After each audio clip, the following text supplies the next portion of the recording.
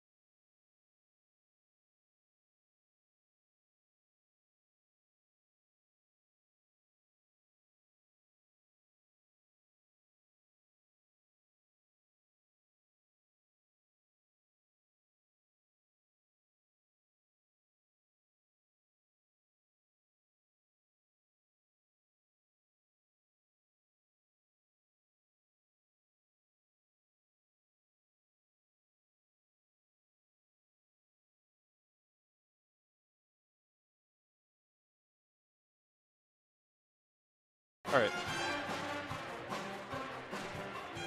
All right, good evening, ladies and gentlemen.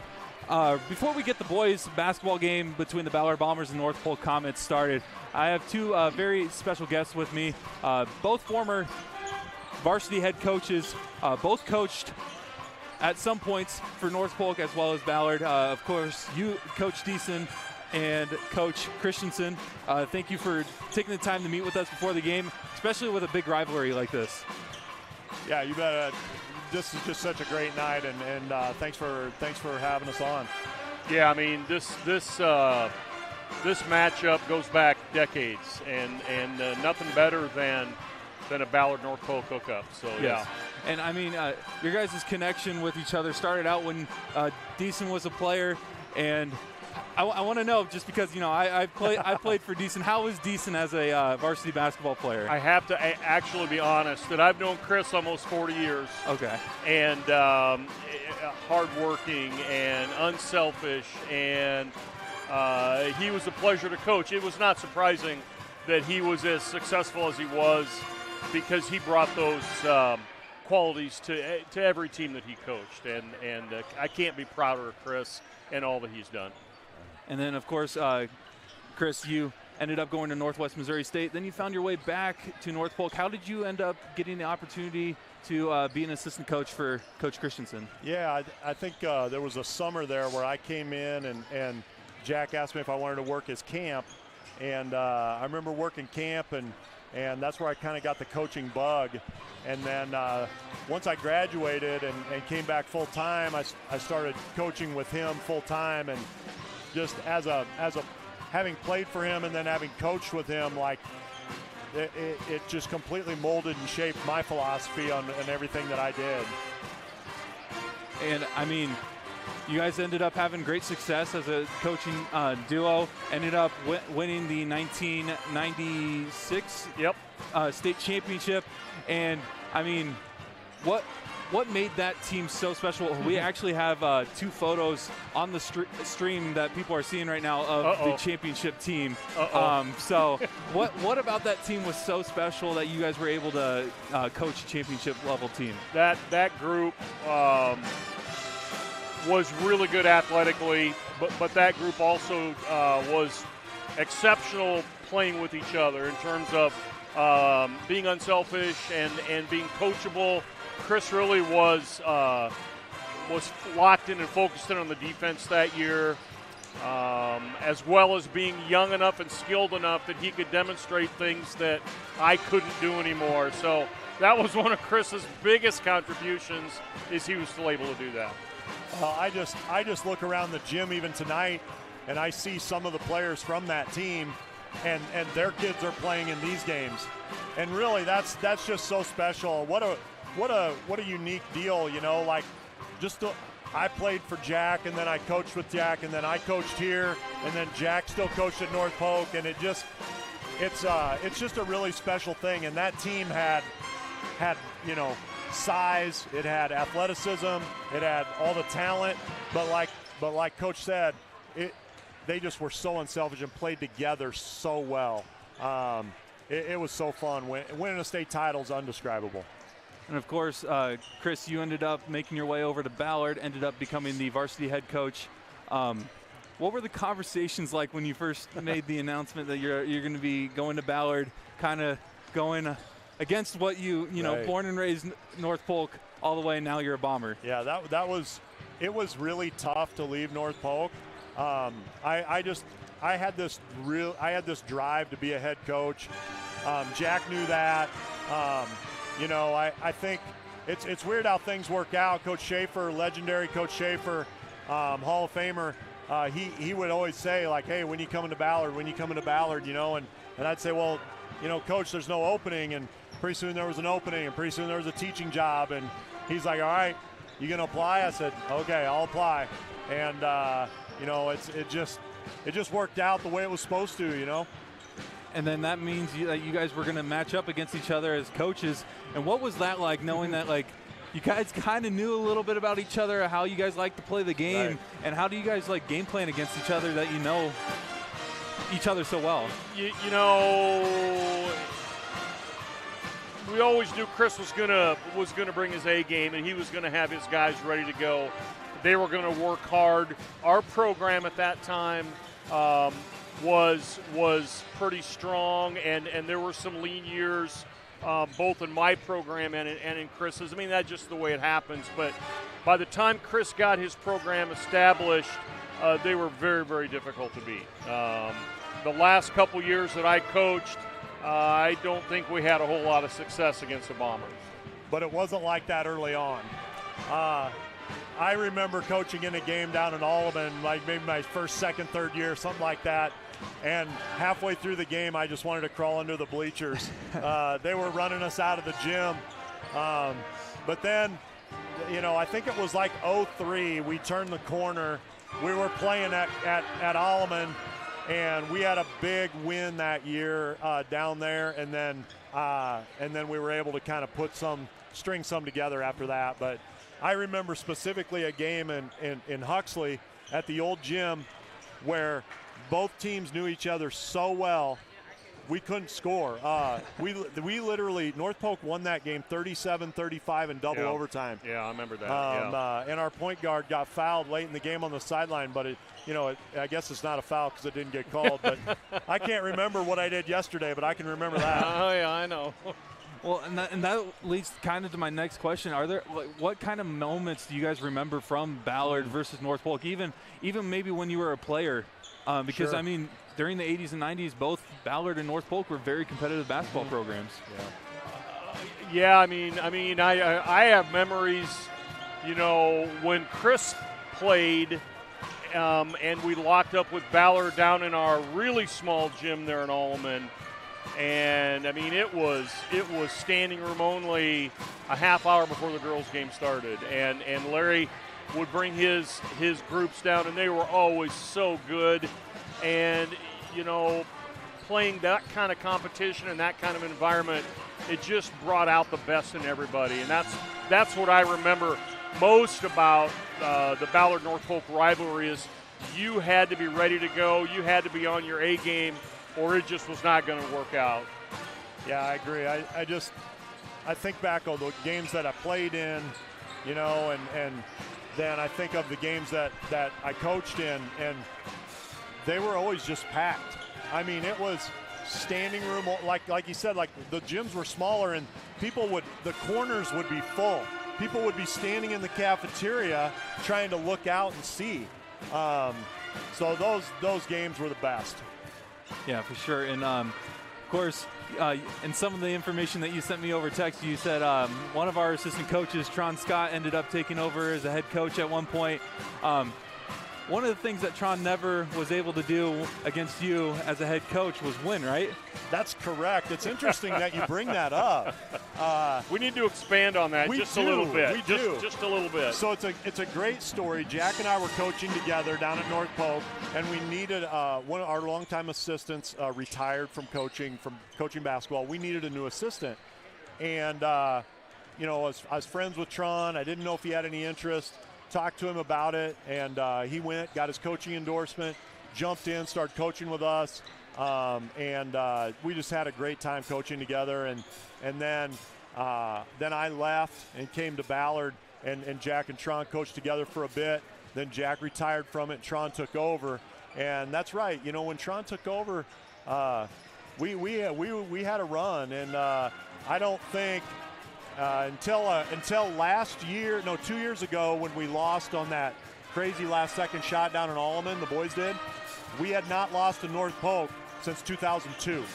Wow. So we went on a run. Yeah, it was a long run. Hey, here's a great story that probably only 6 people in the world know, and that is we used to play 3-on-3 basketball games against Larry Schaefer, Darren Harrell, and Heron. Darren Heron. Darryl Heron. Heron and Pat Cole. Yes. And it was 3-on-3, those three against Dave Middleton, who was an assistant coach with us, Chris, and me. And I tell you what, those were intense battles. And we did them. When did we do them, Chris? Well, so what happened was late in the season, Ballard was getting ready to play in the sub-state, and they couldn't practice at home. because of a youth tournament. So they asked if they could come down to North Polk and practice, and we said yes on one condition. After practice, we get to play your coaches against ours 3-on-3. That's great. And I'll never forget how intense that game was. And didn't Daryl Heron actually broke his arm? During our 3-on-3 game. Yeah. But the we Ballard won. Let's keep that clear. We won. North Polk. Yes. Yes, North Polk won. You and I and Middleton won. Yeah. North Polk won that. So Middleton, if you're listening, shout out. Yeah. So the North Polk and Ballard rivalry goes on even outside of just deep. the actual It's game. deep. Oh yeah. That's great. I mean, well, looking at tonight's game, I don't know how much you guys have followed both teams. What do you guys see from both teams?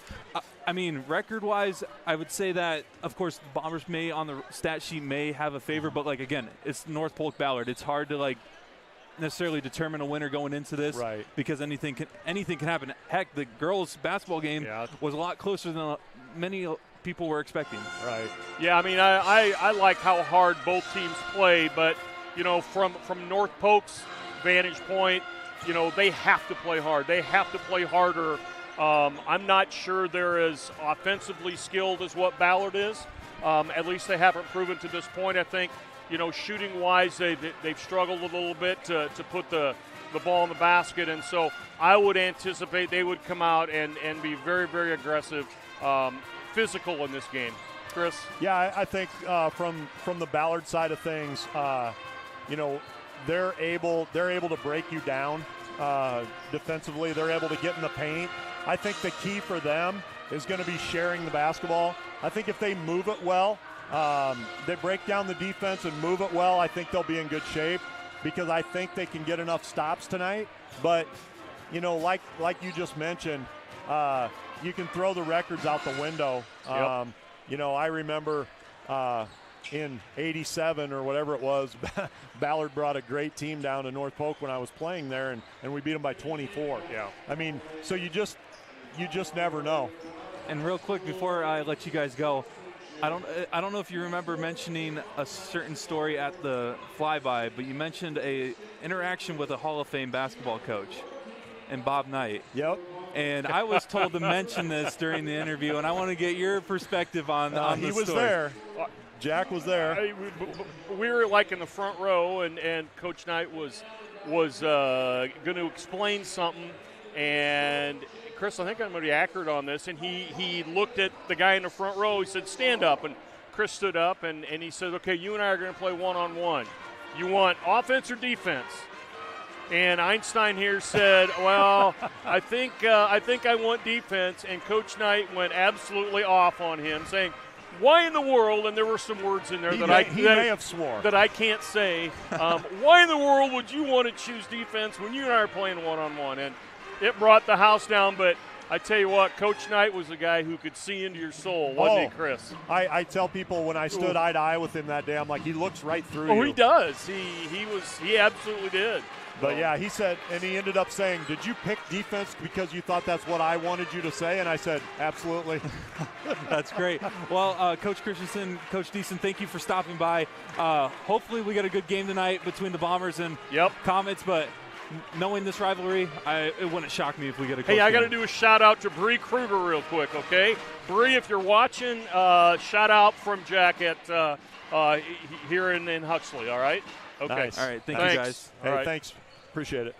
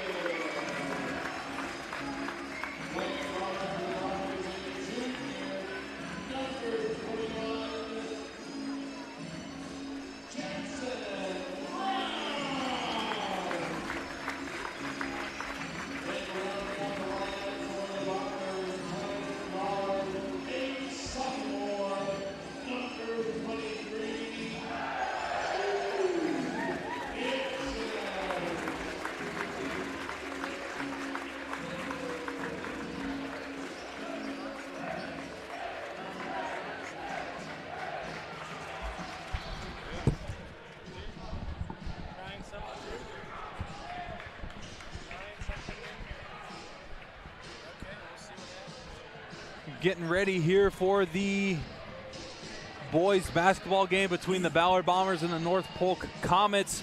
Bombers coming in this matchup 12-4, while the Comets are coming in 7-11 overall this season. I'm Brock Bierman alongside, as always, with Tim Davis. And hopefully we get a good game similar to the girls' game. Yeah, the girls' game was a doozy. Bear just didn't come out the Bombers' way, but Cogdale with a big aggressive tip there. Senior night, Nolan Cogdale, Owen Greco, only two guys on the roster here that are seniors for the Bombers. Been huge factors in the Bombers' success this season as Cogdale's shot inside was blocked, but a jump ball called. Possession arrow towards North Polk. Probably the right call there.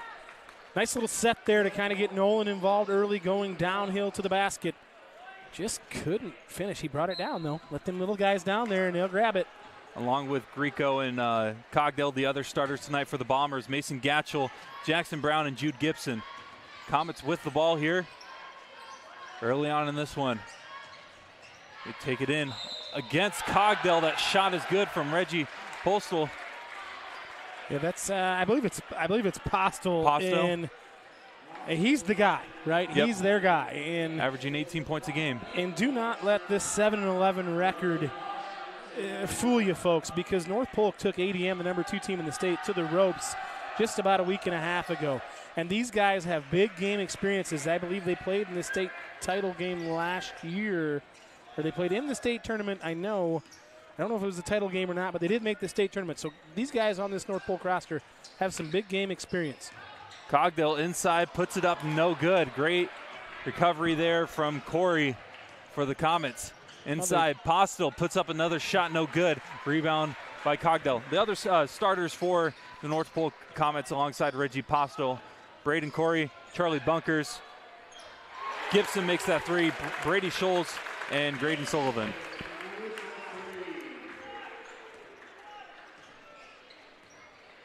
Tied up here, 3-all.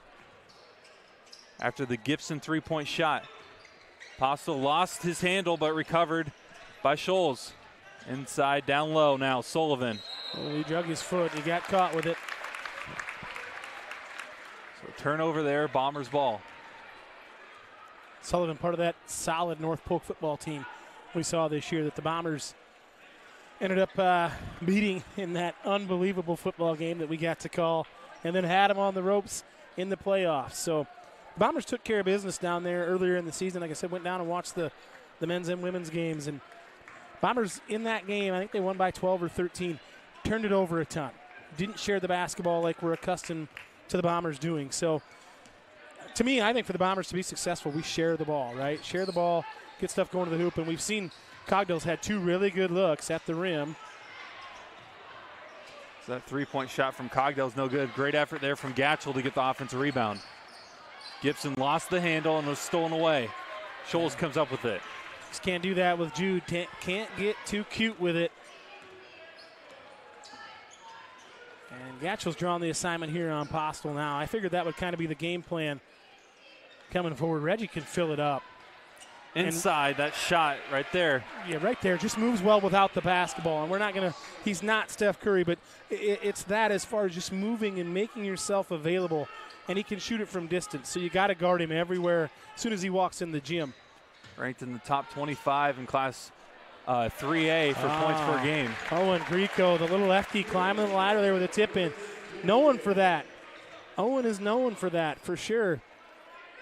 Good action to start this one, Bear. Tied up at 5. Down low. There's Sullivan. His shot was no good. Rebound by Greco. You're going to push the pace here if you're the Bombers, if you can. Good rim run there by Cogdell. We just missed him. Brown fires a three.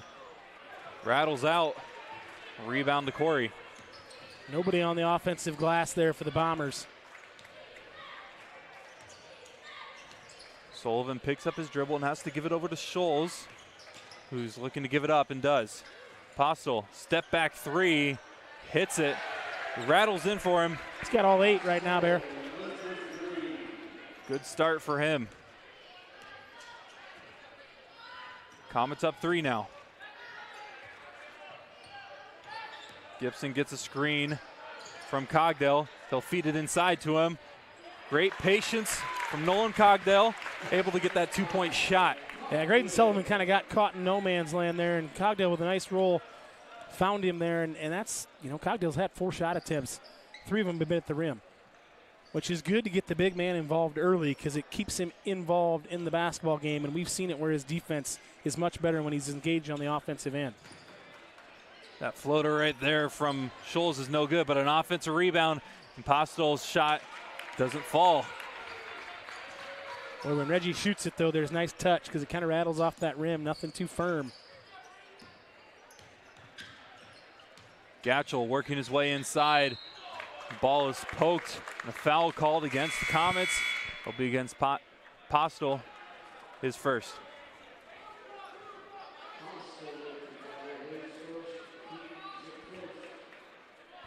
Jake Hout just checked into the game for the Comets. Gibson pulls up. No good from 15 feet and a rebound to Sullivan. So far for the Comets, it's been all Postel, but up 1 point. Yeah, and he's as advertised. You just can't give him a breath, really. I mean, you got to stay in his hip pocket everywhere he goes. That's a nice step back there from Scholes. Long 2-point shot. Extends the lead to 3 now. So one thing about the Raccoon River Conference guard play has had it is really good. Greco's little pull-up is no good. Sullivan's going to be a huge asset to this Comets team. Been able to grab some rebounds early on. What we call back in the good old days, I think you can still say he's a space eater, man. He just takes up space, and he's pretty fundamental. Gatchel on the rebound from the missed three. Bombers in transition. Gibson looking to take it to the hoop. Calls his own number. Double clutch layup, no good. Jude's got to finish that with the outside hand. He probably gets an and one there. He took it with his right hand. He goes with the left, and it probably goes.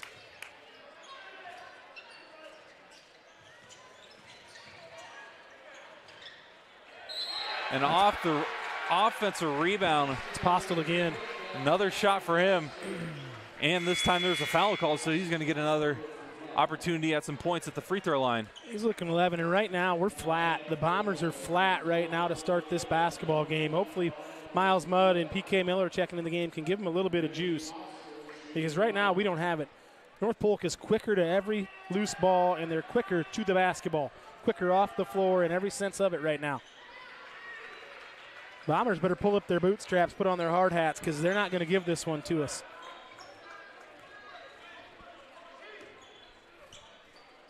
Bombers down 6. Getting close to the 2-minute mark of the first quarter. Mudd drives in on the right corner. Kick out over to Miller. Miller takes it to the hoop, and that is a great finish for a freshman that we've almost expected to do that ever since game 1. Yeah, it's kind of wild, right? Because he is just a freshman, but it's kind of the same expectation on a different way we have for Aaliyah Thompson. When she gets going like that, same thing with PK. When he gets that, he's so good with that Euro step, and he uses his length so well, but he's just a freshman. Just a freshman. Scholes called for the illegal screen, so it will be Bombers ball here. And he's kind of an energy guy, right? Between him and Mudd does all the dirty work, and PK, but their effort plays are always there. They bring a little more juice. Miller again to the hoop. This time it was sent back from Jake Hout. Will remain Bombers ball, though. Yeah, learning experience there for PK. Now he beats him off the bounce, and now he can jump stop, finish.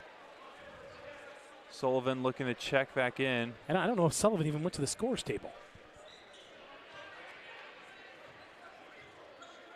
So he will wait a second here as we'll get back into play. Foul on the post-up attempt by Cogdale.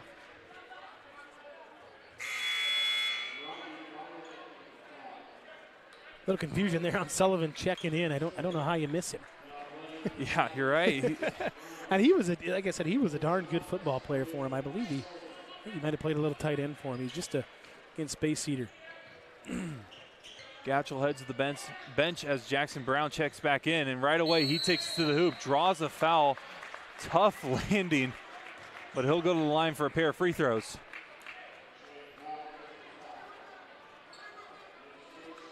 Unusual, because we're seeing the same officials in the girls' game. A lot of contact on stuff we didn't see called, but we're seeing it called more often here in the first quarter. First free throw from JB is good, averaging 14 points a game this season. Yeah, the Bombers do a nice job. Obviously, Jude Gibson's the guy, right? But outside of him, we disperse it pretty well. Pretty well-rounded squad. 10-13 is the score. Close to the 130 mark in the first quarter. Comets lead. Sullivan with it, guarded by Cogdale, and a handoff over to Owen. Owen takes it to the hoop, and that was a nice finish and roll off of the rim and in for the Comets. Got caught behind. A little lefty finish there. Nice finish by the young man. Gibson calls his number, and he gets the deuce. I think he took one off the nose there, kind of brushing it off just a little bit. But Bombers want to play this game more in the 17-18s in the first quarter. When we've seen them be successful this year, they've gotten off to good starts. So PK was right there. Scholes posts up Miller. Turnaround shot is good. Comets are having their way with us right now, Brock. Having their way with us in the half court.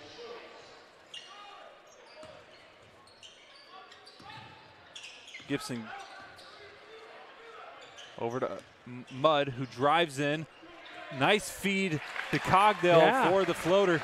That was like a little, excuse me, here you go, Nolan. Put it on the platter for you.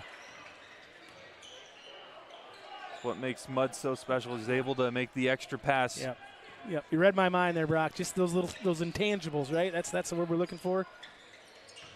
Sullivan again posting up on Cogdale. He'll kick it out this time, though. Postel takes it to the hoop, but no good off the front of the rim. In transition, Brown, shot fake, goes into him, draws a foul, and he will go to the line for 2. JB kind of made something out of nothing there. Looked like they took away the baseline, but that's the one thing that I've noticed, even in watching the women's game earlier, and just throughout this year at every level.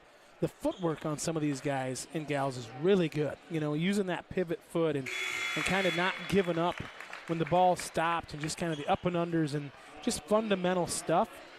But it's become such a big part of it. And to be honest with you, it's the Euro step came into the game, I don't know, maybe a decade ago. But I think it's, and this isn't Europe, but that European style of basketball, as far as maybe not flying around, but just being really good on the floor. And you're seeing it. Well, it was almost a tie ball game, but early move from Mudd. Was that Mudd too early in the lane? Yeah. Leads to a lane violation. That was the right call. I thought he was in early, but I was trying to ignore it. Thought if I ignored it, it wouldn't happen, right? So it will remain 15-17. Postel pulls up, banks it in before the buzzer, and that is a great shot for a Comets team who had a great first quarter. And Postel's got 12. I mean, so and the average is 17. So maybe the game plan is let Postel beat you and stop everybody else. But I don't hate where we're at right now as far as being. I don't like that we're down 20-15, but I still think the pace could be a little bit more for us, and our half-court defense has got to get better. We got to find an answer for Reggie Postel. Next week, the Ballard Athletic Booster Club is hosting Pack the Gym Night for our varsity girls and boys games versus Winterset. Students can get opportunities to get free Chick-fil-A, posters, signing autograph opportunity to get posters signed by both the girls and boys varsity teams, as well as some other activities, as well as an auction that you can find out more information about on the Ballard Athletic Booster Club's Facebook page. There you go. Are they going to have us come down and sign autographs, Bear? I don't think people want my autograph. I think if you signed it, the Bear, because that's a show, right? That's a famous show on Hulu. I think one of the guys that's on Shameless in that wrestling movie. Yep. Iron Claw. Iron Claw. Did you see that? Did you go see great movie. Was it good? Great movie. I haven't seen it yet. It definitely held back tears, but that's all right. No, did you? It's that good. It's okay. Tearjerker, especially if you have brothers. Oh, okay, I got 2 I cannot recommend that movie more. All right. Well, maybe we'll have to. Yeah, maybe I'll have to put on my singlet and go to the theater. We'll see what happens. That'd be great. Nobody wants to see that, Bear. Oh, good move. Brown gets the easy layup. JB. Great first move from Jackson Brown, able to get the layup. Downtown, taking her uptown there. He's been doing a lot this year. He has. He looked he representing that 21, little Dominique Wilkins-esque. Gibson gets the steal, takes it up over Sullivan, but the ball rolls in and out. Sullivan's able to get the rebound. Sullivan looks like Bill Walton back in the Blazers days. Back in the day, yeah, especially with his red and black. Yes. Oh, and Mason got him, yeah. Gatchel is called for the foul, so Sullivan will go to the line. That's 2 on Mason, if not 3. I think it's 2. But he got, it's the thing. He got his shoulders by him, right? Mason got on his hip, and Sullivan's a big guy to get around, man. And he's handy. He's a big guy, but he's athletic. I don't know what he's doing after this year, but I got to believe maybe somewhere football-wise. I don't know.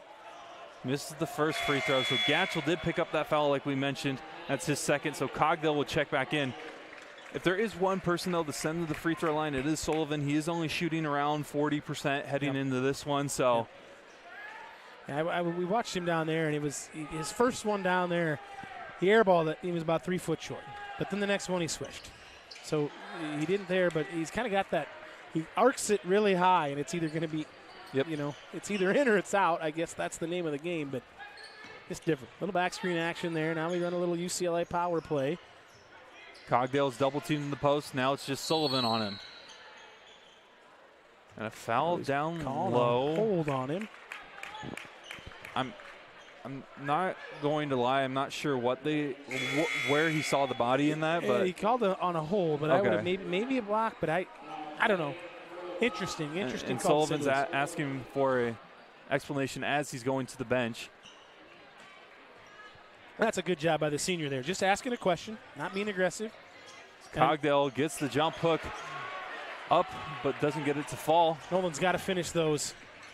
Right now he's 1 of 5 inside of 4 feet, and the big man's got to finish. And Postel that's offensive on Postel, but it's called. Inside shot, no good from Bartleman. Got 2 opportunities. Second one he gets called. Actually, Ballard gets called for a foul, so he will go to the line for 2 free throws. Cogdell called for the foul, his first. Just the first one on Nolan.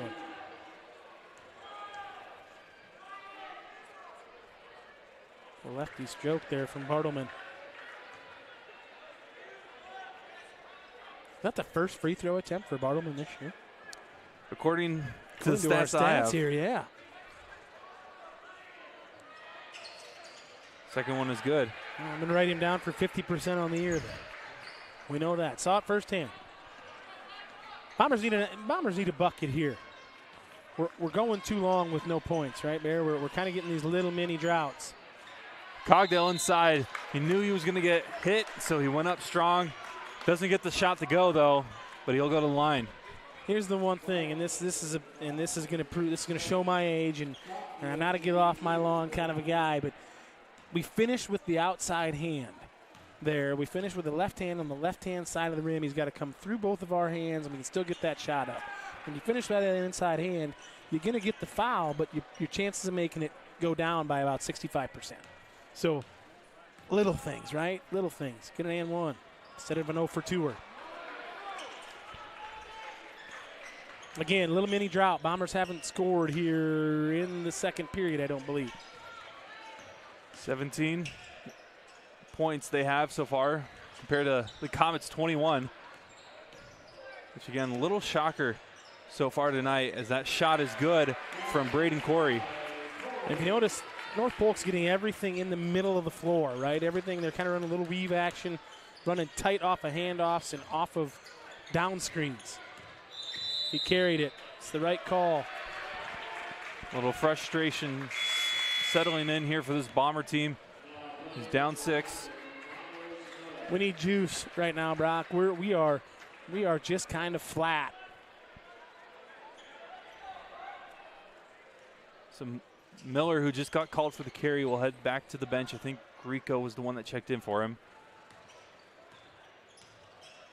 Bombers down 6.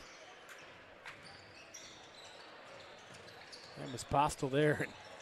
Jude realized who it was. Yeah, that's probably the right call. But here's the thing. Might be the right call, but I don't enjoy the guy on the outside calling it when the underneath official didn't make the call. So that's a tough one. That's a tough one. Gets called for his second. It looks like Miller's going to check back in for the Bombers, as well as Drew Owen for the Comets after this free throw. Bartleman goes back to the line, and he hits the first. 66% on the year, Brock. It's 2 for 3. I'm glad that we have you because I can't do math. Just because it happened in the last minute and a half, or else I'm kind of like my dog. I got a short-term memory. Second one, no good. Back at 50%. Bombers, there you go. See you right on it. Bombers need a bucket in the worst way right here. And Gibson took that challenge and took it to the hoop. Took it to the hoop. Finished with his left hand. There you go. Speaking my language now, Jude. Needed the bucket. Cut it to 4.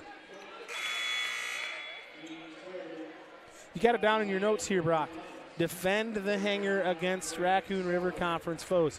So far, so good this year. But that doesn't just happen on its own. We've got to bring more energy, more effort right now here in this second quarter. I mean, if it doesn't show how much this Bomber team has improved, last year they had only 5 wins at home. They're at 5-0 already. On the road, too. They were 3-5 last year against Raccoon River Conference teams, already 4-3 on the season. So a lot of improvement for this Bomber team, but again, still a lot of season to go. Absolutely. A little zone action here now for the Bombers. You got to locate this guy. Postel gives it over to Owen. Right back to him, top of the perimeter with 10 seconds on the shot clock. Bunkers over to Owen. 5 seconds. Gibson guarding him. And the shot was swiped away by Gibson, I think. And here come the Bombers. Quickly over to Gibson on the right side. He's looking to drive in. Feeds Brown over in the corner. Brown drives. JB to the rack. I'm surprised he turned down the three. That's kind of his special place down there in the corner. Nice find there by Jude Gibson on the baseline. Bombers now only trail by 3.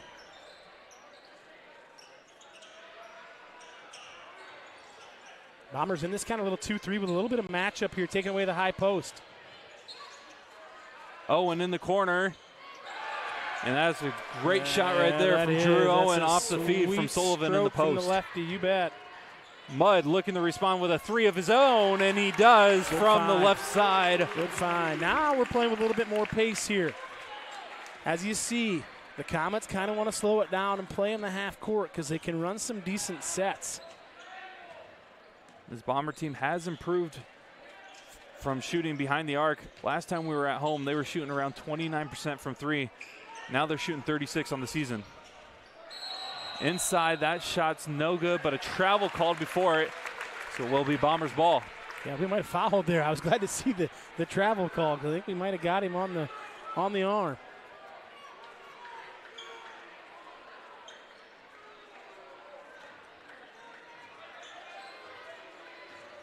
So here comes Gibson and the Bomber offense with 3:45 left in the first half. Down 3. Gibson lost the handle on that one. Owen comes up with the steal. You just turned it over there again, just to give away. Postel feeds it to Owen. Actually, correction, that was Corey. Yeah, Braden Corey with a nice little free throw line jumper. That's where they want to attack on that 2-3 zone.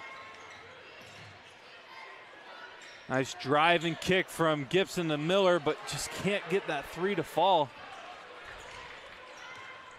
The Comets are gaining momentum here. Corey, strong take, but can't get the finish. Gibson comes up with the rebound, gives it up quickly to Grieco. Nice little hang time by Owen Grieco. Little dipsy-do. That's a little double dip special right there. Trims it to a 3-point lead. I know I've said this before, but Grieco's got freakishly long arms. For no taller than he is, I feel like he just kind of... Ooh, there's a good pump fake there. Corey comes up with the offensive rebound. There's Owen from 3, and he's fouled by Mudd. Yep. Great effort there by Mudd, just unfortunate to get the foul call. Yeah, just late to the party there for Miles. And Drew Owen, again, though, we're a half a step slow, Brock. I feel like I'm not trying to be a Debbie Downer here, but I don't feel like we're in the game like I'm used to seeing us play. I don't want to say lethargic, but we're kind of there, just a little bit lethargic, not where we should be.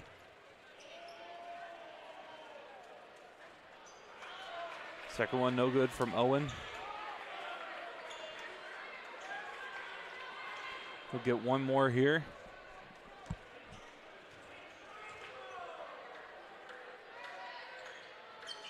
Misses that one.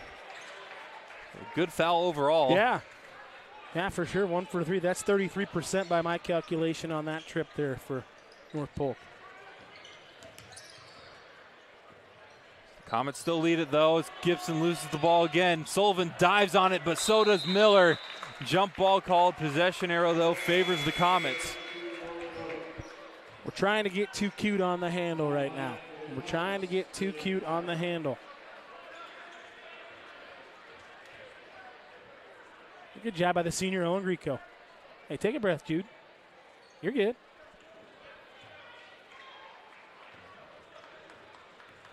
Don't try to do too much. Just do what you do. Do it well. Bombers in this zone look again. Again to get to the high post, right where they want it. Bunkers with it top of the key. Over to the corner. That 3-point shot is no good. Rebound by Corey. Corey's had some great offensive rebounds here in the second quarter for the Comets.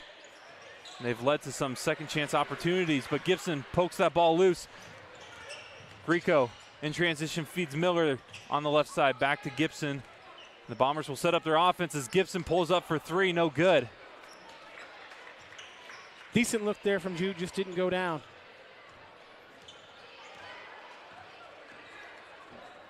Too many empty trips, though, for the Bombers in this first half.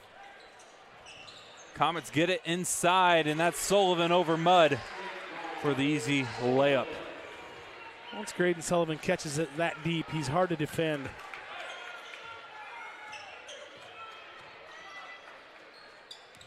Miller will give it up to Grieco.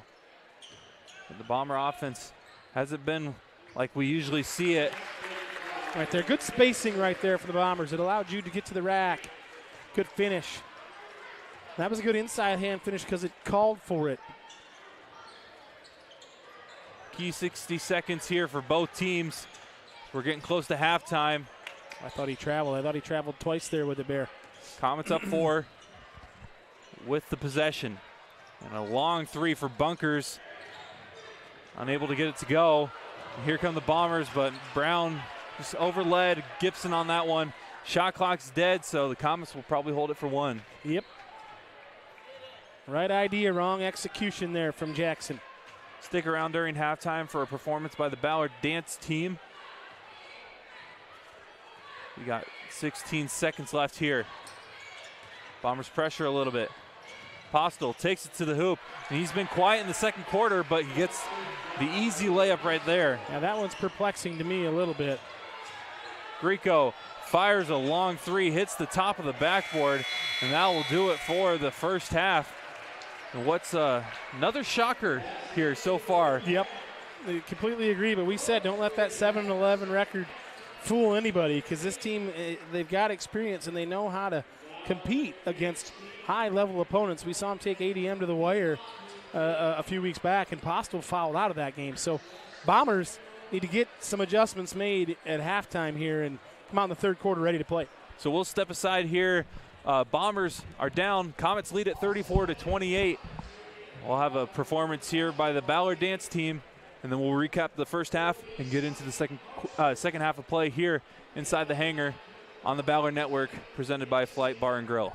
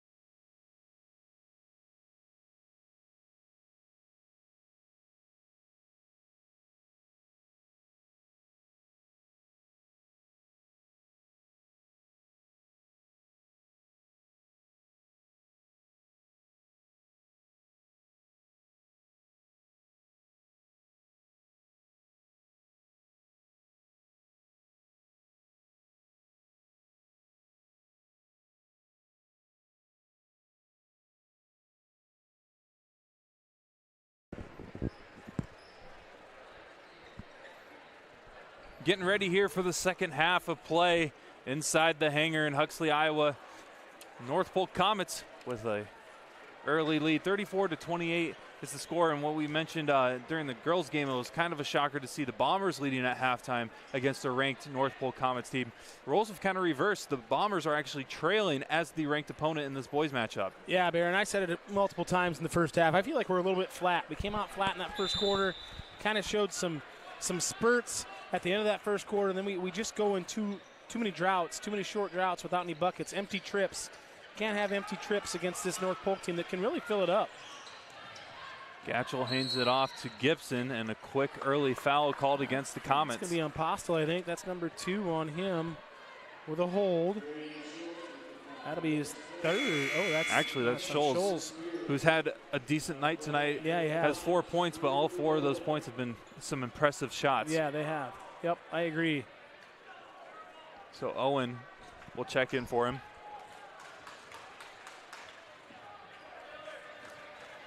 Again, the Bombers undefeated at home heading into this one, so this is a little bit of a shocker here on the scoreboard early on in the second half as Brown takes to the hoop and Sullivan sent that shot back. Luckily, it goes out of bounds. Yeah, wow. That's interesting, man. I think we got a break there, too, because the shot clock reset. And I don't know if it should have, but we're still in the infantile stages here. This inbounds play, we got to get it in. We're going to get 5. We got it in just barely. Those inbounds underneath plays make me nervous, Brock. Seems like they take quite a while to develop, and I feel like 5 seconds is a long time, but Brown rattles in a 3. Downtown Jackson Brown, where you been? He's been taking it to the rack all night, but he caught that one in rhythm again off of that little screen. Now the Bombers come out here in this 2-3 action. Got to take away the high post. That's where the Comets want to attack it. High post, short corner. As you see Grieco sinking down, sagging down to that high post area. You have to account for Postel. 8 seconds on the shot clock. They give it down low to Sullivan. He loses the handle. Out of bounds. It will remain North Polk basketball, but there is 5 seconds left on the shot clock.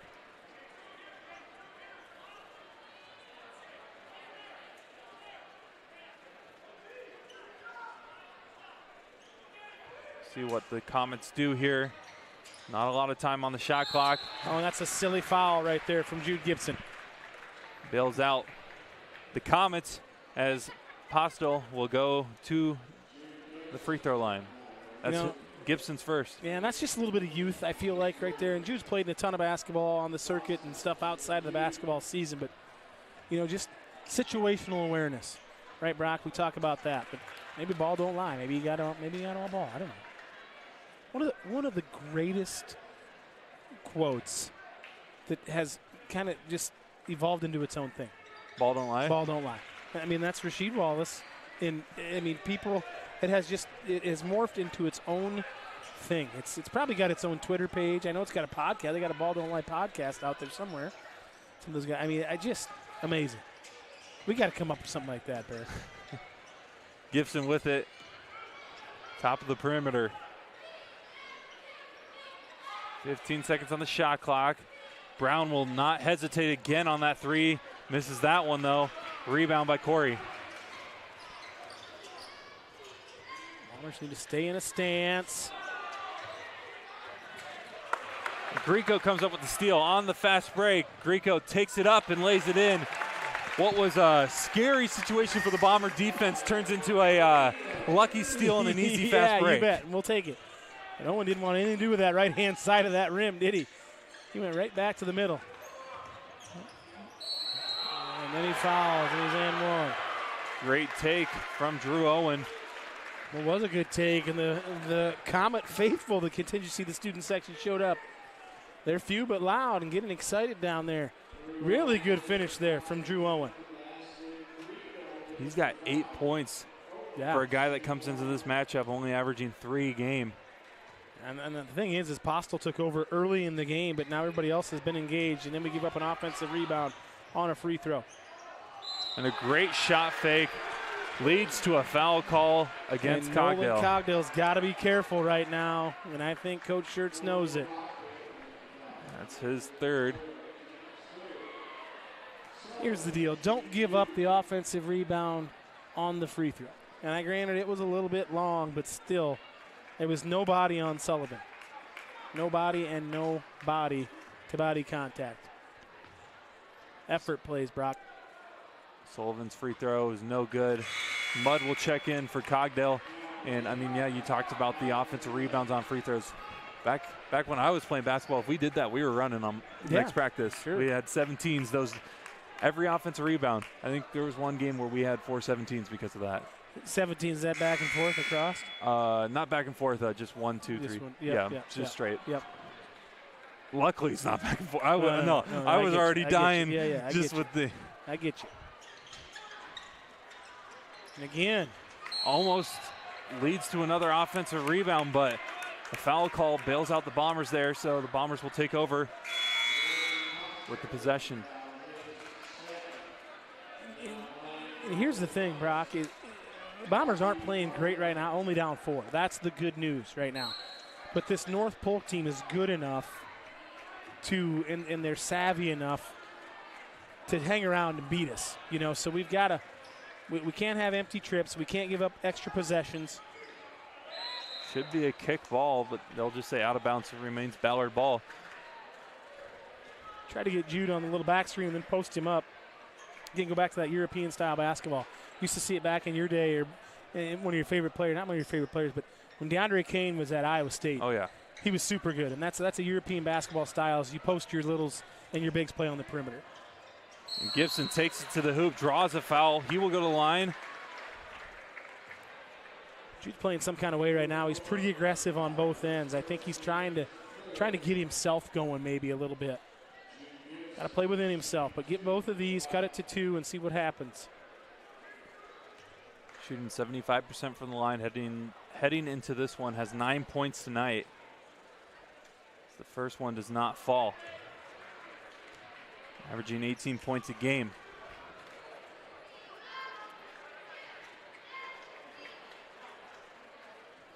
That last foul was on Drew Owen. That was his first, team's third. Both teams with 3 team fouls. Gibson goes 1 for 2 on that trip. Trims it to a 3-point deficit.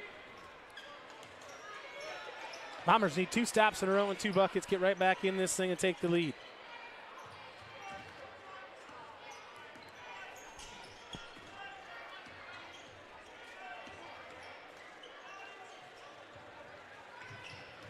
Corey takes it in on Mudd. Great shot fake, but can't get the finish to go. Great rebound by Grieco. Gibson on the right side. He loves to drive in on that way, but throws the ball away. Another turnover. Been an issue. It has. Again, another empty trip, an extra possession for the Comets. And that's going to be a foul. So Postel will go to the line. Just not the normal Bomber team that we're used to seeing here. Nope. That's what happens when you get into rivalry games. Yep. In the record discrepancy, and you're feeling good about yourself, and they're high school kids. The bottom line is their kids. That's true. And as much as Coach Schertz and Coach Scott and Coach Weeks and those guys over there are telling them, hey, you've got to be ready here. This 7-11 team is not your ordinary 7-11 team because their standard is higher than 7-11. And it just shows how tough the Raccoon River Conference really is, because all 11 of those losses, as a timeout was called by the Ballard Bombers, score is 38-34 in favor of North Polk. But as I was saying, all 11 losses are in conference play. That just shows you on any given night, any given Raccoon River Conference team can beat you. Yeah, I mean, they just lost to Winterset. We went down there and lost to Winterset. Winterset was a 500 team. You know, Carroll started out the year, gangbusters. We beat them here, kind of ran them out of the gym. We had a dogfight at their place. They had a dogfight on Tuesday night or on Monday night, with ADM. So you're right. It's just it's conference stuff, and when you see them twice, it makes it a little different. You make some adjustments, and you've seen enough film, and you've seen your film on them and what they like to do and what they want to take away. But to me, right now, the score is correct now. It is 39-34. I thought they shorted them one, but we're just flat. I don't know how else to explain it other than they're quicker off the floor. They're quicker to the loose ball. They're offensive rebound on a free throw, right? We're turning it over. We got to be better. Bottom line is we got to be better this last 4. Great feed. Almost gets the layup and a travel call. Oh, no. And Schertz is not happy. No, Coach Schertz, and you don't see Coach Schertz do that very often. Yeah, I knew this was going to happen. He was asking for it. Yep, he was. He earned that one, and he's got every right to earn it. And now he's probably going to have to sit down for a while. And that will be a technical call against Coach Schertz. Yep. And Coach is asking for the lead official to come over and have a conversation. You created it. And what's interesting to me, Brock, is that the same guys that ref the girls' game, we didn't see a lot of travels called, and it was pretty physical. And we've seen the exact opposite in the men's game right now. So, but we've got to adjust. But I'm hoping that lights a little bit of a fire underneath the Bombers' rear ends here. And I'm thinking that's what Coach Schertz is thinking about. And you mentioned it. Schertz isn't someone that really gets into the officials' faces. Not many high school coaches do. It's not his MO. And they'll do it if needed. And I feel like that's kind of the statement that he was trying to make right there. Either way, leads to free throws for the Comets. They're up 7. Light a fire. That could have been a travel there by Sullivan. Postel. Three's no good. Rebound by Gatchel. Now you got to push the pace if you're the Bombers. Gibson on the right side. Cross-court pass to Mudd. Really difficult pass out of bounds, and it will remain Bombers ball.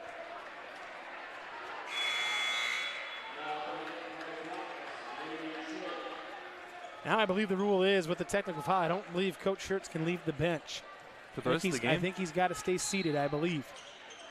I don't know if that's still a thing or not. I know it was when I first moved down here 12 years ago, I guess now, 13 years ago. But 13 years ago, you couldn't even get off the bench. You had to stay seated. Brown fires a 3, hits it from the left wing. Downtown Jackson Brown, how you been? Okay, now the Bombers got to get a stop, and finish the stop with a rebound.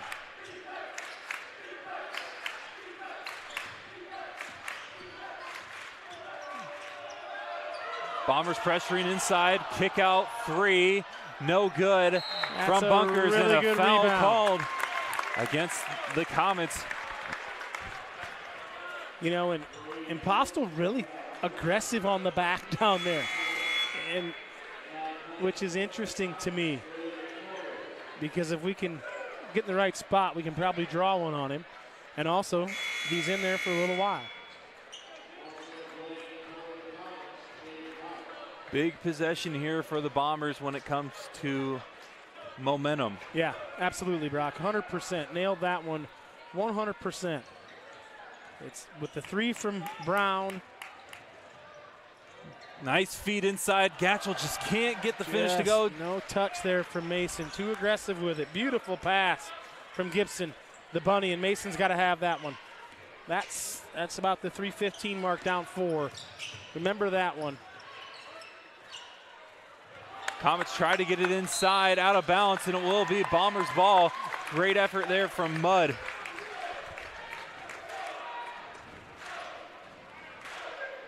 I feel like the tides want to turn, Brock. We're right there. We're right there on the cusp. This student section really wants something to cheer about and a bucket on this possession. And so does this fan base right now. Everybody's kind of sitting on their hands. No longer. Brown hits another 3. Right on cue. Downtown Jackson Brown, and Coach Dozie says it's a timeout. And Coach Schertz there we is go. hyping Coach up the Schertz fans. pretty jacked up. You don't see that out of Jeff Schertz. You don't see that out of Jeff Schertz very often, but I think he understands what we've been talking about. He feels something different right now. Our guys got to get involved, and our crowd's got to get into this basketball game. Our student section's doing their part. Now, again, defensively, though, we've improved.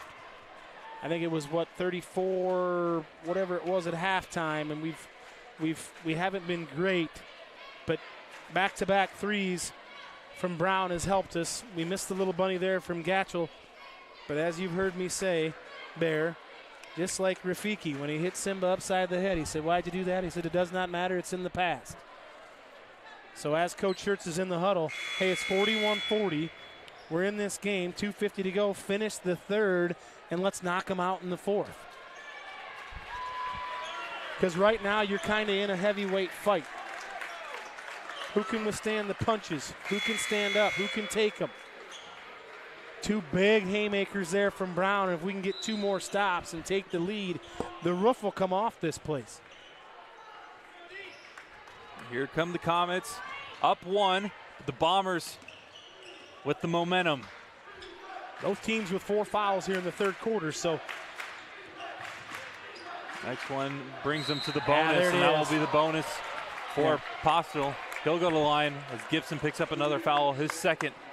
Just a second, probably didn't need it. If he gets it and there's no call, then it's a layup the other way. That's what makes Jude Jude. It's about 50-50. He gets those, and it's the other way, and it's a layup, and we take the lead.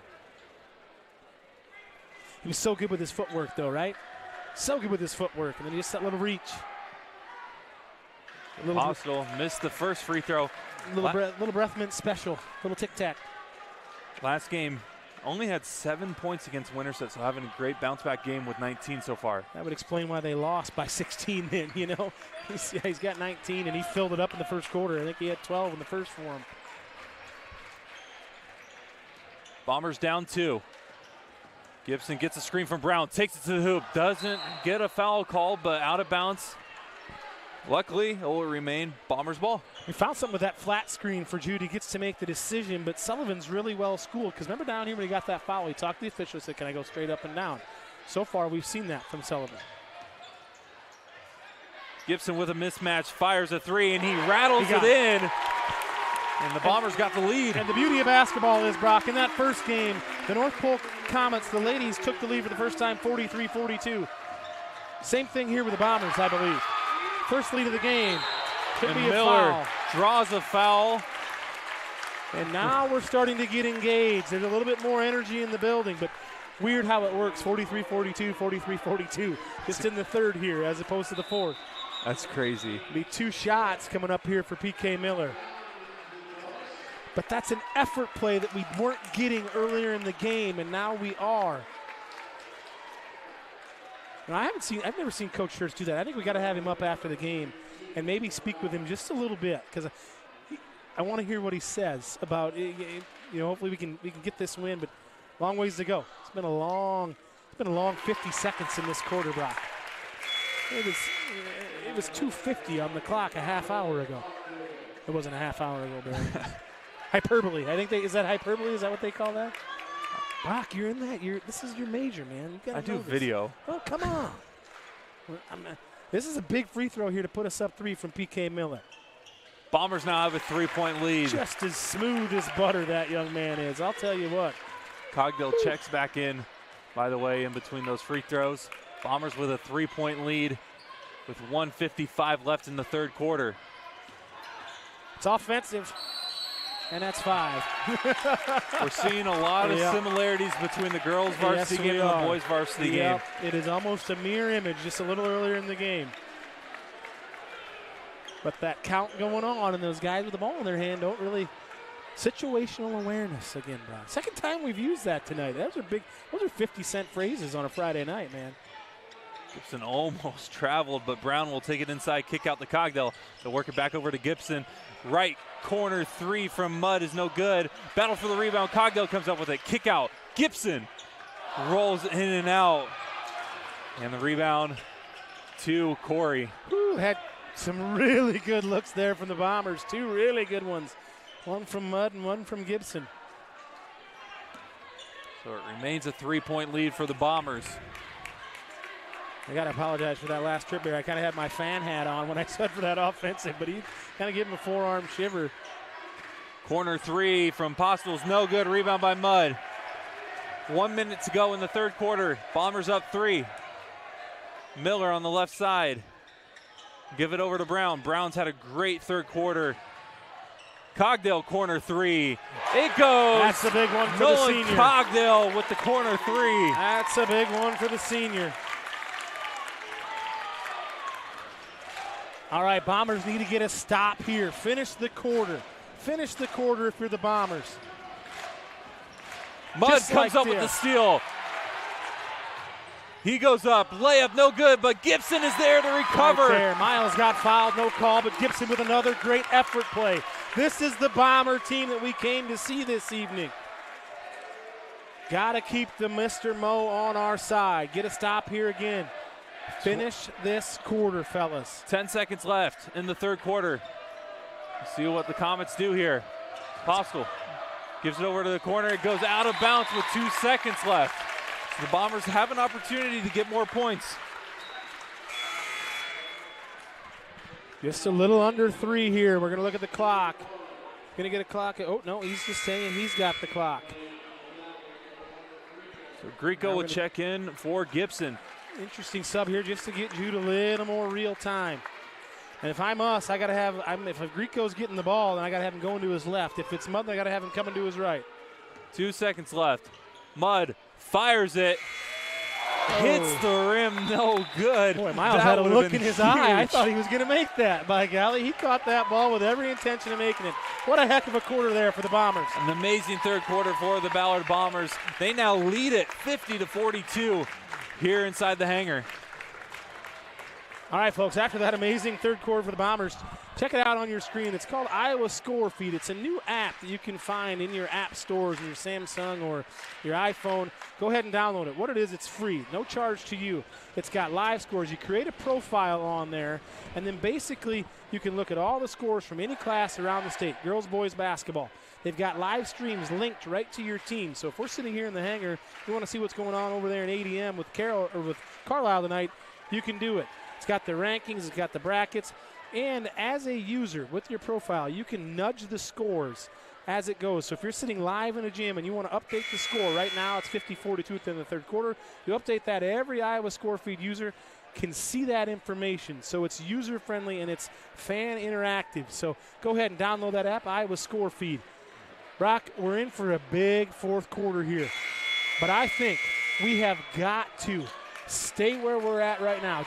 Don't let off the gas pedal if you're the Bombers.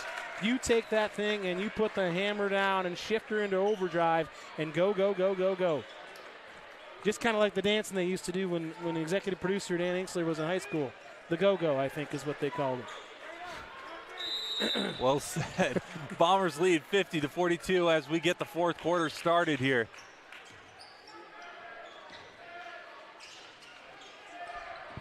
Got to say, if this was a wrestling meet on Tuesday night and I was with Dr. Greg Ployer, we were on our feet during that. So we might have to channel some of that energy, but the energy is better in the building.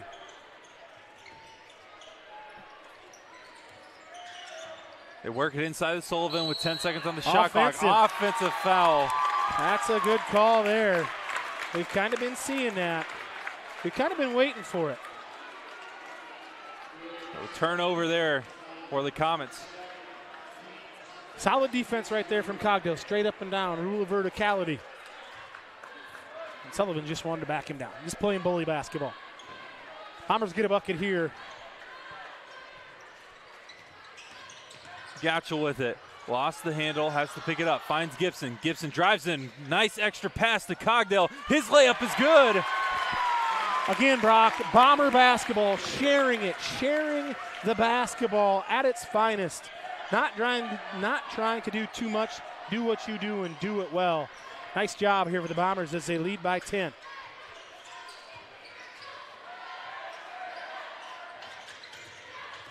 Bombers have been playing great defense, which has helped them get back in this one. That's double dribble, I believe it should have been.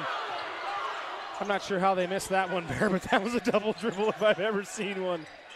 Instead, there's a three-point shot from Scholes, and that could be an interesting three-pointer. Yeah, boy, they missed that one, Brock. I'm going to be completely honest with you. If we're grading this one, that'll be a deduction. That'll be a demerit, I guess you would say. But whew, he held on to it for so long, I think it just kind of got lost in translation. Cogdell feeds it down low to Miller, loses the handle on the pass. Boy, and he had him sealed, Turnover. too. It was a really good set. Miller pokes the ball loose, comes up with the steal. Here goes Gibson. His layup falls out of the bucket. Wow. unable to get it to go. Postel on the other end. His three rolls in and out. The Bombers are attacking the glass, but man, that one of those needed to go down. Parker Miller just with those long. Oh, man. You know what I enjoy about PK Miller is he always plays within himself, I feel like. He just, he's kind of long and lanky and lean because he's just probably 15 years old as a freshman, but tough pass. Miller comes up with it and a grace. Just right on cue. Little floater. Just a little kiss. Off the glass. Just a little kiss. Valentine's Day is coming up. Little Hershey's kiss off the glass. Don't forget about Valentine's Day, Bear. I'm going to tell you. Don't forget. It's a Wednesday. All right. Got to finish the last 5 here. If you're the Bombers, if you're the Comets, you got to get something. Bombers with the momentum. 3-point shot from the corner is no good from Bunkers. Sullivan comes up with it. He's looking to drive in, kicks it over to Bunkers again, and this time he will not be denied with that 3-point shot. Again, offensive rebound. Right, we gave up an offensive rebound. That's an extra possession.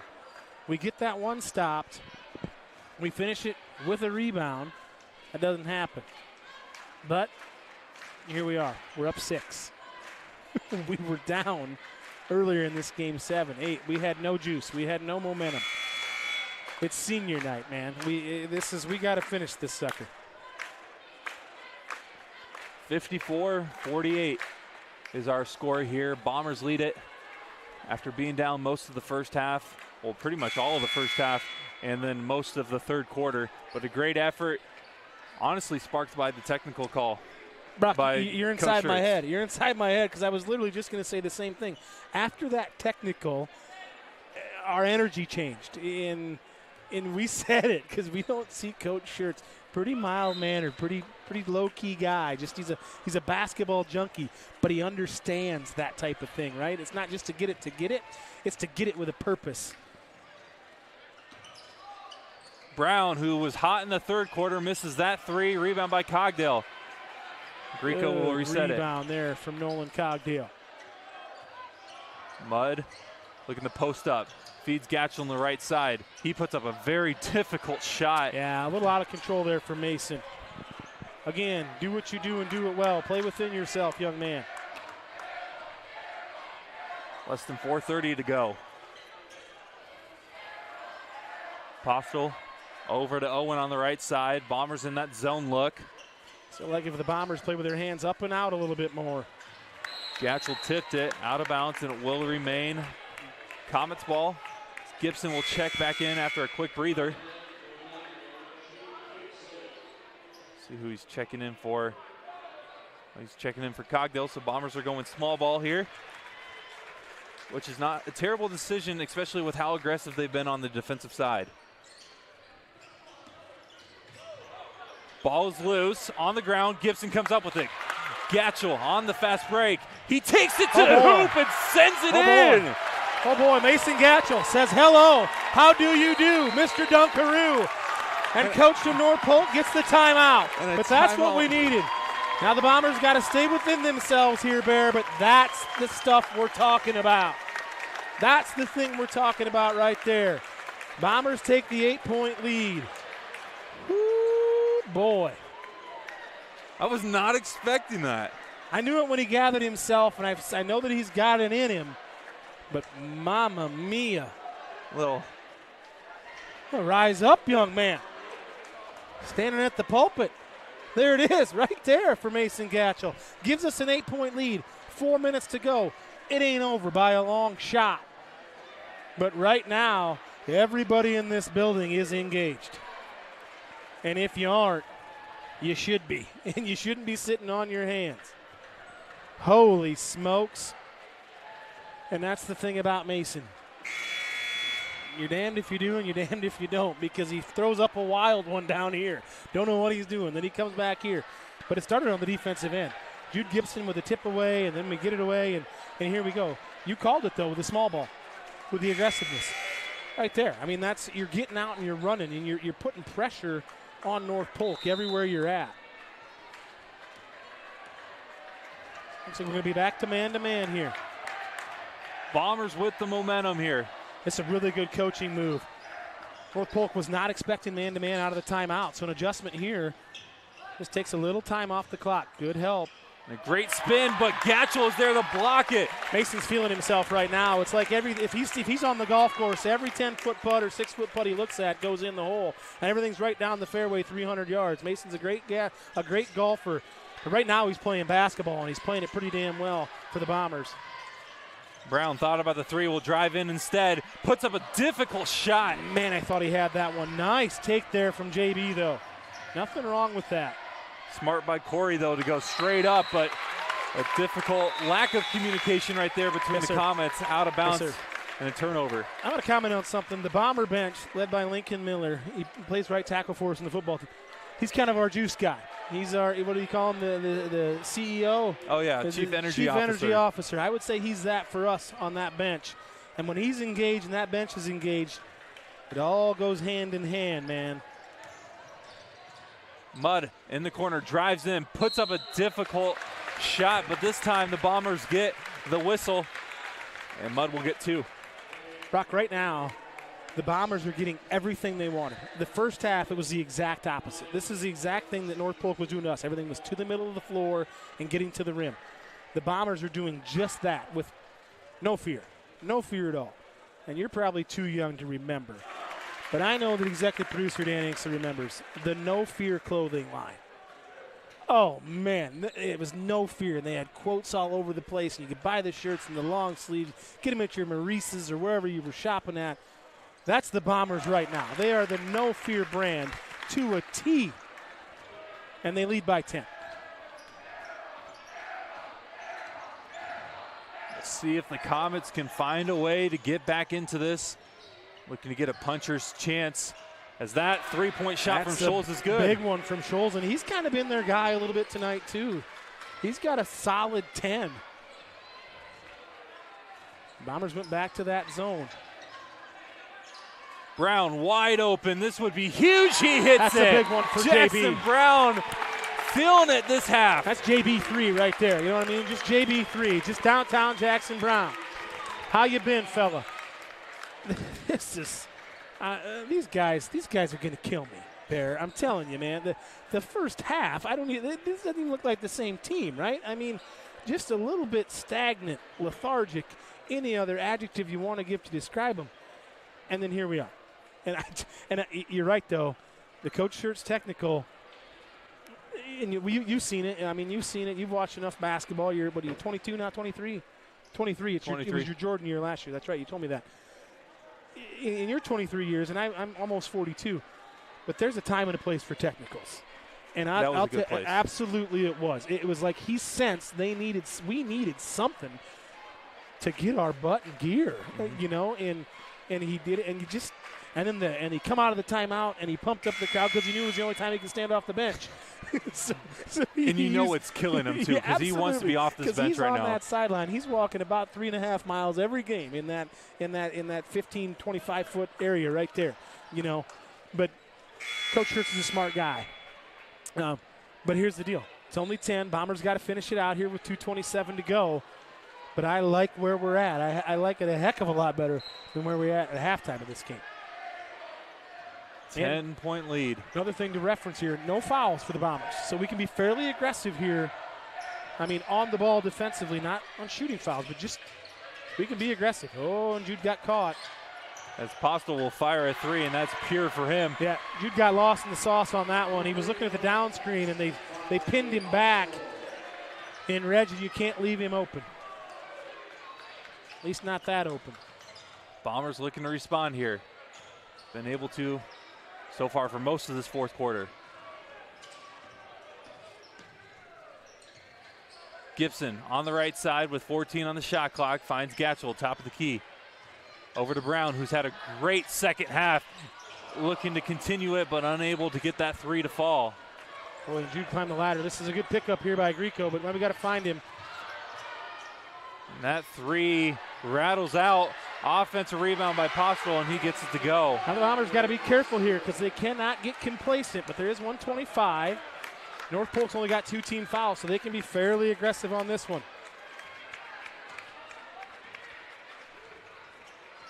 Going to run chance. You're going to see a back screen action here from the Bombers. This is one of their patent plays that Coach Schertz has ran quite a while, but he wants timeout. So a timeout called by the Bombers. They lead at 61-56 here inside the hangar. 1:08 left in the fourth quarter. JB got that three to go down. It might have been lights out for the Comets, and I thought it was. It looked good from our vantage point, that's for sure. While we got a minute here, we can't say enough about Flight Bar and Grill. Our main sponsor throughout the year. They've just been terrific to work with. We were meeting with them kind of in the summer months and brought the idea to them, and they kind of, we said we'll reconvene in 3 weeks, and 3 weeks later they said, yeah, we want to do it all year. And boy, it kind of took a lot of pressure off us, and we've evolved into something here. And all you folks that are tuned in, near and far, whether you're right here in town because you couldn't make it tonight, or you're a grandparent in Florida or Arizona, or you're on the coast, or you're halfway around the world, without them and the Ballard Booster Club, this is a free live stream. And I think we do, we're biased because I think we do a fairly good job. Producer Dan Inksler does a good job bringing a good product, and it's a heck of a lot of fun, especially in ones like this. It's a ton of fun. If you guys see Matt and Marianne, tell them thank you for sponsoring the Ballard Network. You bet. Bombers with the ball with a minute to go. Gibson on the left side with 5 seconds on the shot clock. Mudd might need to put up something here. Ball is loose and it's stolen away by Bunkers. Not the exact set you want if you're Coach Schertz there, but now you got to get Schultz and Postel are your guys. There's Postel, guarded by Gibson. Jude can be fairly aggressive with Reggie out here on the top. And that long-range three is good. A very tough shot, but a clutch one at that from Postel. We didn't need that for the Bombers right there. Now if you're the Bombers, you have to be extremely strong with the basketball. 2 team fouls on the Comets. With that being said, they are going to press. They are going to hack and take. If they can't get it turned over within the first pass, they're going to foul. Go and meet the basketball. Catch it with 2 feet, 2 hands. Be strong with it because they are going to rip at it. Make your free throws, right? Make your free throws. And we knew what Postel was going to do. Bombers have no team fouls. And this is another thing. We're going to watch this on film. Jude Gibson's going to watch it on film, and Coach Schertz going to watch it on film and say, hey, we got no team fouls here. We can foul him. Let's not let Reggie Postel have just a half an inch. And they shoot 57% from the line heading into this one, so not necessarily completely consistent from the line. No, and it's been up and down. It's kind of like the elevator business. It's up and down from the line. So, but if you're the Bombers, take care of the basketball here. Step one is get it in and get it over half court. Yep, be strong with it. Brownie can run the baseline if he wants to. Gibson is fouled right away. Yep. That's 3. Drew Owen called for it, his second. Coach Jones is asking for it on the sideline, but he was underneath. I believe he was underneath. He was asking. It was worth a shot. He knew what he wasn't going to get, but that's dangerous. I don't like that at all. Gibson gets it over half court and is foul. So one more, and the Bombers will be at the line for 2. As for the folks at home, Bombers have 2 timeouts. The Comets have 1 here with 28 to go. Main thing is get the ball inbound, and he's getting held. Now it looks like Reggie Postel was holding Jude Gibson there. Gibson gets it in, draws the foul, and he'll go to the line. You've got to get them both. Got to get them both here if you're Jude. And the official is looking for the basketball, saying we got 2 fouls. I don't know if he was trying to, he kind of sounded like he was one of them train conductors, blowing his whistle, getting everybody's attention. Oh, it's only the 4th. It's only the 4th team foul. Well, I thought they had 2. That is the 5th team foul. That should be 5. They're telling them it's 5. Yeah, the scores table is correct. It is the 5th team foul. A little bit confusion, so it'll be Jude Gibson that'll go to the line. So Corey did pick up his 3rd. We'll see what the Comets actually do here with the rotation, because Bombers have fouls to give. Not necessarily saying that they need to just put them on the line and use all 5, but like they can be aggressive. Sullivan's not necessarily a huge three-point shooter, or a free throw shooter as well. Yeah, 100%. Graydon Sullivan is probably in the game to offensive rebound. Jude Gibson's got to get both of these free throws. Gibson misses the first. So Schultz will check in for Owen, and that's another guy that the Comets want with the ball in the situation that Gibson may miss this. Gibson makes this one. Bombers are going to press here and be aggressive with it, because they can be aggressive with it. Can't give up layups, but Jude's got to get this one to go, and he did. 3-point lead for the Bombers. Now we're going to pressure. This is a good move here by Coach Schertz. Comets do have a timeout.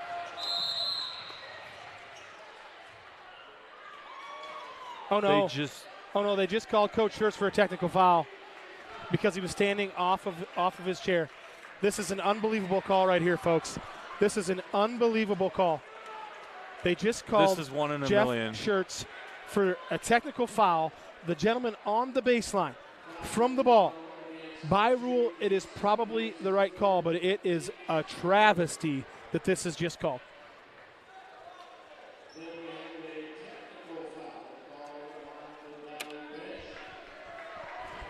So now Post will go to the line for 2. And this is something as a good officiating crew that you don't do. And I'm going to be outspoken about this, because this is below average stuff going on right now. So by rule, Coach Schertz should have to leave the floor, because he should be ejected. That is his second technical foul. So I believe it'll be Tron Scott that'll take over here for the Bombers. Post will go to the line for 2. Makes the first. Does he not have to leave? I believe that he does, but I'm not sure. I believe that he does, and we don't want a compound here, because I don't believe that he should have shot the first free throw until Coach Schertz is off the floor. By rule, if we're going by rule, which is why he has been ejected.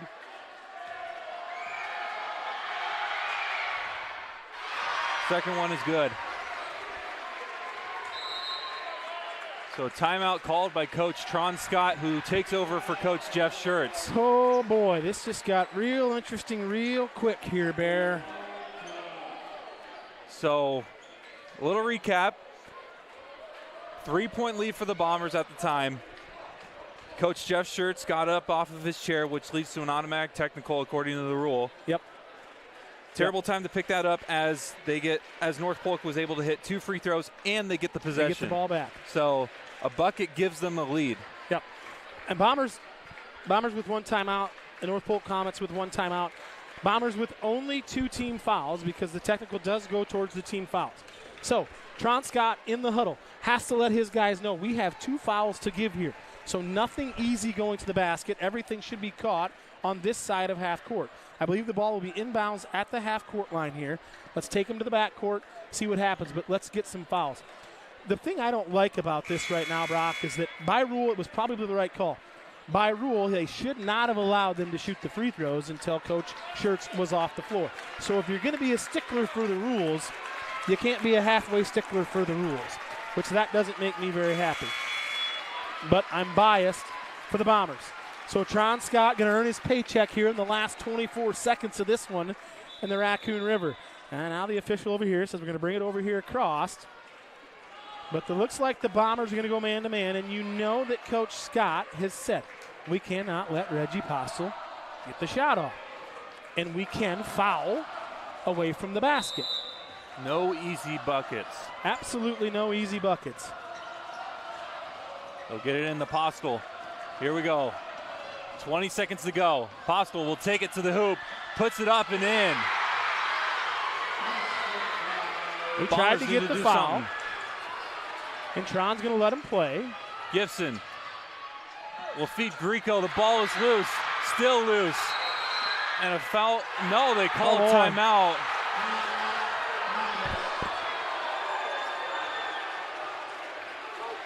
I have no words. I don't either. That's interesting. I'm not sure if North Polk had complete possession on that. I don't either. Trying to figure out where the ball's going to be. There's 4.4, North Polk leads. And here's the deal. We tried to get him fouled out top. We didn't execute it. We got 2 fouls to give. Jude tried to foul Reggie, and he didn't get the call. The Bombers have kind of self-destructed down here. We were up 10 with about 1:50 to go. We have not scored since then. The Bombers got to get 2 really quick fouls. This is where it hurts us by not having fouls. And Jude should have fouled.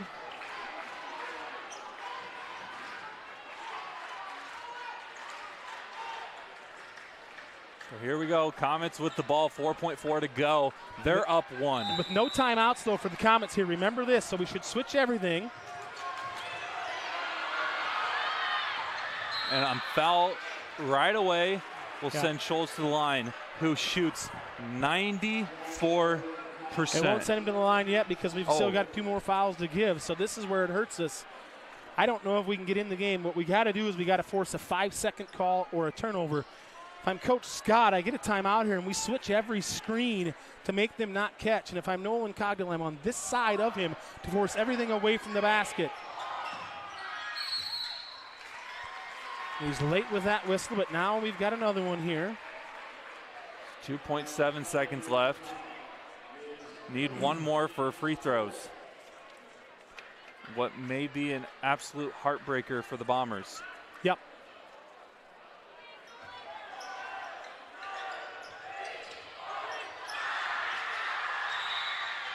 Another late foul call. And I was going to get a team. I'm going to tell you right now, this officiating crew is, they've taken over the game in the last minute 30 here, Brock, and it is embarrassing. And I know I'm that going to bite my tongue. By the rules, and it's not an easy job at all. It is not an easy job by any stretch of the imagination. But somehow, some way, they have snatched victory from the Bombers, as I believe that one's called on Jude Gibson. So we've got 2 fouls. We've got 2 more for the technical. That'd be the Comets basketball.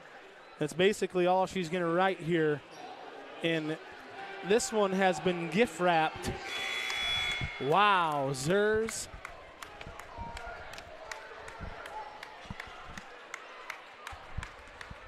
This is a shame. This is a shame that how this one's going to go, but whoo, boy.